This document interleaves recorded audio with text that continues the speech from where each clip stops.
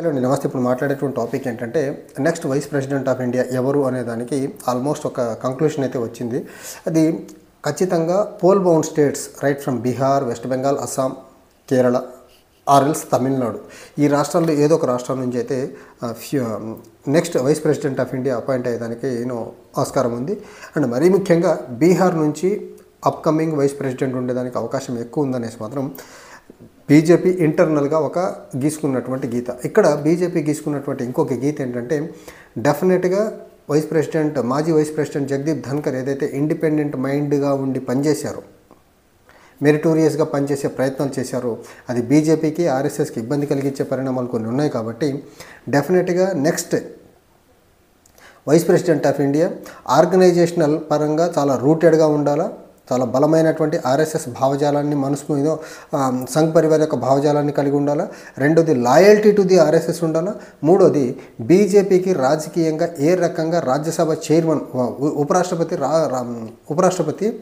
Rajya Sabha chairman హోదాలో ఉండి బీజేపీకి రాజ్యసభలో మేలు చేసేదానికి ఎలాంటి నిర్ణయాలు తీసుకుంటే బాగుంటుంది అని ఆలోచించే వ్యక్తిని మాత్రమే నెక్స్ట్ వైస్ ప్రెసిడెంట్ ఆఫ్ ఇండియాగా పెట్టాలని మాత్రం చాలా క్లియర్గా ఒక డెసిషన్ తీసుకున్నారు. ఈ ప్రయత్నంలో భాగంగానే బీజేపీ తన ఎలియన్స్ పార్ట్నర్స్ని కన్సల్ట్ అవ్వుకుంటూ next probable vice president of India ఎవరుంటే బాగుంటుంది అనేసి ఒక కన్సల్టేషన్ మెకానిజం మొదలుపెట్టింది. ఇదే టైంలో ఎలక్షన్ కమిషన్ ఆఫ్ ఇండియా కూడా next vice president of India election జరిపేదానికి రిటర్నింగ్ ఆఫీసర్గా రాజ్యసభ సెక్రటరీ జనరల్ని అపాయింట్ చేయడం అయితే జరిగింది. ఈ క్రమంలో next vice president of India BJP ఎలాంటి ఆణిముత్యాన్ని ఎతికి ఆ చైర్లో కూర్చోబెడదో చూడాలి. ఇంకో పక్క ఇప్పుడు ప్రస్తుతానికి డిప్యూటీ చైర్మన్ ఆఫ్ రాజ్యసభగా ఉన్నటువంటి హరివంశ్ ఎవరైతే ఉన్నారో, జేడీయూ ఎంపీగా ఉన్నారు, అతను జేడీయూ బీహార్ నుంచి ఎన్డీఏ ఎలియన్స్ పార్ట్నర్గా ఉంది. ఈ వ్యక్తి ఎవరైతే హరివంశ్ అనే వ్యక్తి ఉన్నారో, ఆర్ఎస్ఎస్ అఫిలియేషన్ లేకపోయినా సౌమ్యుడు అండ్ నరేంద్ర మోదీ బీజేపీ గీసిన గీత దాటకుండా ఉండేదానికి అవకాశాలు ఎక్కువ ఉన్నాయి. ఒకనొక స్టేజ్లో నితీష్ కుమార్ పార్టీని చీల్చగలిగితే ఆ చీల్చే వర్గంలో ఖచ్చితంగా హరివంశ్ని deputy chairman of Rajya Sabha Harivansh కూడా ఉంటారని అనుకున్నారు.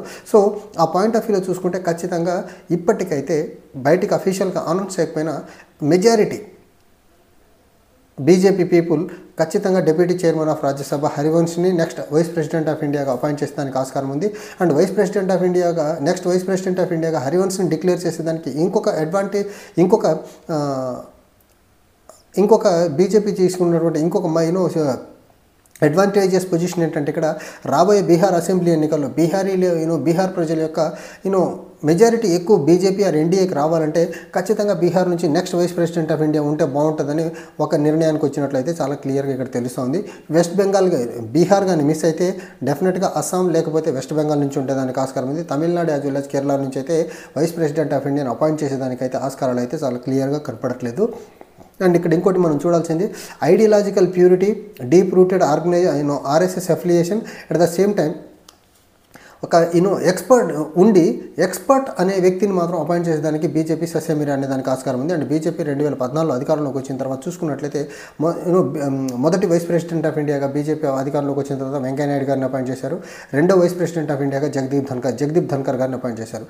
అండ్ వెంకయ్య నాయుడు గారు clearly BJP person, RSS and ABP background నుంచి వచ్చిన ఆర్ఎస్ఎస్తో సత్సంబంధాలు ఉండి కంప్లీట్లీ బీజేపీ మ్యాన్ కాబట్టి బీజేపీకి ఎప్పుడు ఇబ్బంది రాలేదు. కానీ when it comes to Jagdeep Dhankhar, ఆయన రెనోడ్ సుప్రీంకోర్టు అడ్వకేట్ కాబట్టి ఎక్స్పర్ట్ కోటాలో అతన్ని ఫస్ట్ వెస్ట్ బెంగాల్ గవర్నర్గా పనిచేశారు. వెస్ట్ బెంగాల్ గవర్నర్గా ఉండి బీజేపీ యొక్క ఎజెండాని ఇంప్లిమెంట్ చేసే దాంట్లో సక్సెస్ అయిన క్రమంలో మమతా బెనర్జీ గారి ప్రభుత్వాన్ని వెస్ట్ బెంగాల్ ఇబ్బంది పెట్టారని రివార్డు ఇచ్చే ప్రయత్నంలో భాగంగా 2022లో అతన్ని వైస్ ప్రెసిడెంట్ ఆఫ్ ఇండియాగా నామినేట్ చేయడం జరిగింది. అయితే ఈ క్రమంలో ఆయన మాట్లాడిన కొన్ని మాటలు ఏవైతే ఉన్నాయో ఖచ్చితంగా బీజేపీ ఎజెండాకి, ఆర్ఎస్ఎస్ ఎజెండాకి అగెనిస్ట్గా ఉన్నాయి. అది రైతు చట్టాల అంశంలో ఉండి అండ్ ఒకనొక మీటింగ్లో యూనియన్ అగ్రికల్చర్ మినిస్టర్ డయాస్ మీద ఉండగానే దేశంలో రైతు సమస్యలు రోజు రోజుకు పెరుగుతున్నాయంటే భారతదేశం ప్రభుత్వం ఏం చేస్తుందని డైరెక్ట్గా యూనియన్ అగ్రికల్చర్ మినిస్టర్ని క్వశ్చన్ చేసిన విధానం అవనివ్వండి, లేకపోతే సమయం వచ్చినప్పుడు ప్రతిసారి నేను కిసాన్ పరివారం నుంచి వచ్చాను, నేను రైతు కుటుంబం నుంచి వచ్చాను, రైతు బిడ్డనని చెప్పిన విధానం ఏదైతుందో అది ఖచ్చితంగా రైతుల పాలిట నల్ల చట్టాలు తీసుకొచ్చిన బీజేపీ ఏదైతుందో ఆ బీజేపీకి మింగుడు పడిన అంశంగా చూడాలి. ఇంకో పక్క జ్యుడిషియరీకి సంబంధించినటువంటి అంశాలు వచ్చిన క్రమంలో ప్రతిసారి జ్యుడిషియరీ మీద చాలా ఫ్రంటల్ అటాక్ చేశారు. అది supreme court of India president as well as గవర్నర్ల మీద ఏదైనా బిల్లు వాళ్ళ దగ్గరకు వచ్చినప్పుడు డెడ్ లైన్ ప్రకారం సైన్ చేసి వాటి అప్రూవల్ ఇవ్వాలి, లేకపోతే రిజెక్ట్ చేస్తున్నట్టు చెప్పే విధానం డెడ్ లైన్ ఏదైతే పెట్టారో దాన్ని కూడా వైస్ ప్రెసిడెంట్ ఆఫ్ ఇండియాగా జగదీప్ ధన్కర్ క్వశ్చన్ చేసే ప్రయత్నం చేశారు, ఎన్జాక్ని క్వశ్చన్ చేసే ప్రయత్నం చేశారు. అండ్ జ్యుడిషియరీకి సంబంధించినటువంటి రీసెంట్గా ఢిల్లీ హైకోర్టు జడ్జి ఎవరైతే ఉన్నారో వర్మ, అతని ఇంట్లో కట్టలుగా డబ్బులు దొరికిన క్రమంలో అతని మీద ఇప్పటికీ ఎఫ్ఐఆర్ కట్టకుండా ఏం చేస్తున్నారని ఢిల్లీ పోలీసుని క్వశ్చన్ చేశారు.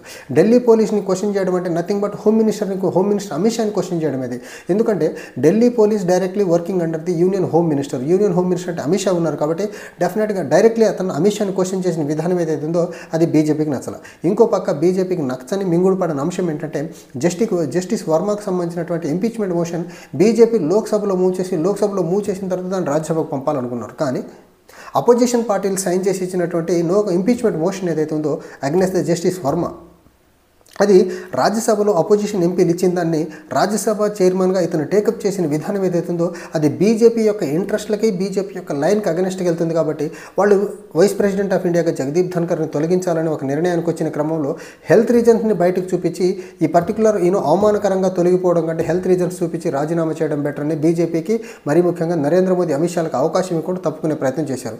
ఇక్కడ ఇలా ఇండిపెండెంట్ మైండ్ అపోజిషన్ పార్టీ నుంచి ఏదైనా అర్జీలు వస్తే ఇండిపెండెంట్ మైండ్తో స్వీకరించే వ్యక్తి ఉండకూడదు, ఆర్ఎస్ఎస్ పరంగా డీప్ ఎఫిలియేషన్ కలిగి ఉండాలా, అండ్ ఆర్ఎస్ఎస్ భావజాలాన్ని చాలా లెటర్ అండ్ స్పిరిట్ ఇంప్లిమెంట్ చేసే వ్యక్తిలో ఉండాలా. At the same time Narendra Modi and Amit Shah చెప్పిన గీత దాటని వ్యక్తి మాత్రమే ఆర్ఎస్ఎస్ రాజ్యసభ చైర్మన్గా ఉండాలా. అండ్ బీజేపీ యొక్క ఇంట్రెస్ట్లను రాజ్యసభలో చాలా బలంగా కాపాడే వ్యక్తిని మాత్రమే నెక్స్ట్ రాజ్యసభ చైర్మన్గా అపాయింట్ చేసే ప్రయత్నాలు మాత్రం బీజేపీ అయితే పూనుకుంది. దానికి బీజేపీకి మిత్రపక్షంగా ఉన్నటువంటి ప్రతి పార్టీ కూడా సపోర్ట్ చేసేదానికి వెనక ముందు ఆలోచించేదానికి ఆస్కారం లేదు. అయితే ఇక్కడ బీజేపీకి వచ్చేటువంటి ఇంకొక మైనస్ ఏదన్నా ఉంది అంటే ఇప్పుడు ప్రస్తుతానికి అపోజిషన్ పార్టీలు కూడా వైస్ ప్రెసిడెంట్ రేస్లో ఎవరో ఒక జాయింట్ క్యాండిడేట్ కామన్ క్యాండిడేట్ని పెట్టాలని చూస్తున్నారు.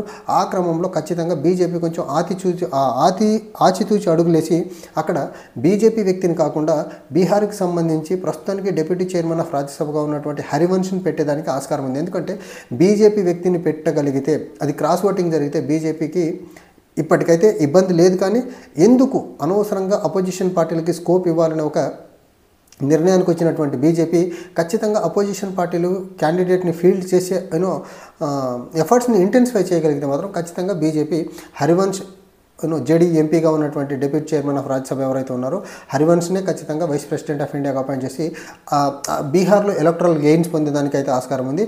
బట్ బీజేపీ దేశంలో ఏ వ్యవస్థ అన్నా constitutional functionaries like president or vice president ఎవరైనా ఉండనివ్వండి, వాళ్ళ అపాయింట్మెంట్స్ చూస్తే మాత్రం ఖచ్చితంగా బీజేపీ తానా అంటే తందానా అనే వాళ్ళని అపాయింట్ చేస్తున్నారు తప్ప అది అంతకుముందు ప్రెసిడెంట్గా ఉన్నటువంటి రామ్నాథ్ కోవింద్ అవ్వండి, ప్రస్తుతం ప్రెసిడెంట్గా ఉన్నటువంటి ద్రౌపది ముర్ము అవనివ్వండి, లేకపోతే అంతకుముందు వైస్ ప్రెసిడెంట్గా ఉన్నటువంటి వెంకయ్య నాయుడు అవనివ్వండి, ఎవరు ఇలాంటి వ్యక్తుల్ని ఎక్కువ మెజారిటీ చూస్ చేస్తారు. ధన్కర్ లాంటి వ్యక్తుల్ని అపాయింట్ చేయగలిగితే ఆర్ఎస్ఎస్తో పెద్దగా సంబంధం లేని వ్యక్తిని at the same time socialistic భావజాలు కలిగినటువంటి వ్యక్తిని అపాయింట్ చేస్తే అది ఖచ్చితంగా బీజేపీ యొక్క రాజకీయ అవసరాలకు అగెనెస్ట్గా వెళ్తుంది. కాబట్టి ఈసారి ఖచ్చితంగా ఆర్గనైజేషనల్ పరంగా చాలా డీప్ రూటెడ్ అఫిలియేషన్ ఉన్న వ్యక్తిని మాత్రమే వైస్ ప్రెసిడెంట్ ఆఫ్ ఇండియాగా అపాయింట్ చేస్తారు. విధిలేని పరిస్థితుల్లో మాత్రమే బీహార్కి సంబంధించినటువంటి హరివంశ్ని నెక్స్ట్ వైస్ ప్రెసిడెంట్గా అపాయింట్ చేసే ప్రయత్నాలు అయితే బీజేపీ చేస్తుంది. ఇక్కడ ఒకటి మాత్రం చాలా క్లియర్, నేను ఇంతకు అర్లియర్ వీడియోలో చెప్పినట్టు బీజేపీకి అవకాశం ఉంటే ఖచ్చితంగా ఆర్ఎస్ఎస్ వ్యక్తిని అపాయింట్ చేస్తుంది. విధిలేని పరిస్థితుల్లో మాత్రమే నాన్ ఆర్ఎస్ఎస్ పర్సన్ని అపాయింట్ చేస్తుంది తప్ప బీజేపీ ఎట్టి పరిస్థితుల్లో వాళ్ళు పనిచేసే ఎజెండా ఒక్కటే, ఆర్ఎస్ఎస్ అఫిలియేషన్తో కూడుకున్నటువంటి వ్యక్తుల్ని వ్యవస్థల్లో కూర్చోబెట్టి ఆ వ్యవస్థలు మొత్తాన్ని అగైన్ బీజేపీ అండ్ ఆర్ఎస్ఎస్ యొక్క రాజకీయ అవసరాల కోసం పనిచేసేలా మార్చడమే బీజేపీ యొక్క ఎజెండా. ఆ ఎజెండా నుంచి బీజేపీ ఎట్టి పరిస్థితుల్లో డీవియేట్ అవ్వదు. అది మెజారిటీ గవర్నమెంట్ ఉన్నా మైనారిటీ గవర్నమెంట్ ఉన్న క్రమంలో అపోజిషన్ అలియన్స్ పార్ట్నర్స్ అన్నింటినీ ఏదో నయానో భయానో దారికి తెచ్చుకొని ఆర్ఎస్ఎస్ అఫిలియేటెడ్ పర్సన్ని కూర్చోబెడతారు. అండ్ మెజారిటీ క్లియర్గా ఉన్న క్రమంలో ఎవరితో కన్సల్టేషన్ లేకుండా డైరెక్ట్గానే ఆర్ఎస్ఎస్ అఫిలియేటెడ్ పర్సన్ని కూర్చోబెట్టి దేశంలో ఉన్నటువంటి వ్యవస్థలన్నింటినీ కూడా ఆర్ఎస్ఎస్ మయం చేసేదానికి ఎట్టి పరిస్థితుల్లో బీజేపీ ఆర్ఎస్ఎస్లు కలిసి వెనక ముందు ఆలోచించకుండా దేశంలో ఉన్నటువంటి ఆర్గనైజేషన్స్ అన్నింటినీ కూడా షాఫర్నైజ్ చేసేదానికి బీజేపీ కంకణం కట్టుకొని పనిచేస్తుంది. Thank you.